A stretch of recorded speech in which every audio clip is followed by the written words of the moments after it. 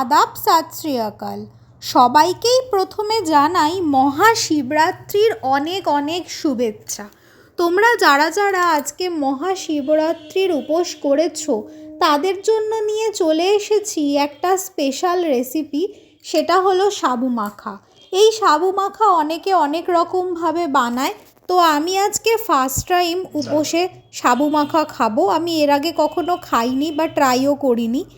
তো যারা যারা আমার মতো সাবু মাখা কখনো খাওনি বা কিভাবে বানালে খুব সুন্দর হবে সেটা এই রেসিপি থেকে দেখে নিতে পারো।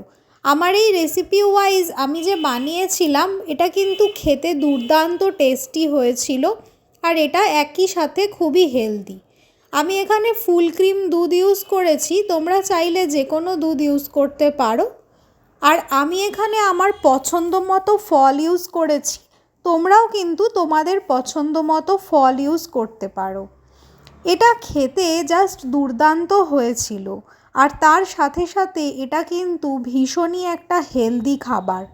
তো দেখো এটা দেখতে কি দারুণ টেম্পটিং লাগছে। তো চটপট বানিয়ে ফেলো উপোসের দিনে সাবু মাখার রেসিপি, আর খেয়ে নাও। আর আমার এই রেসিপিটা ভালো লেগে থাকলে চ্যানেলটা সাবস্ক্রাইব করতে ভুলো না কিন্তু, কেমন? টাটা।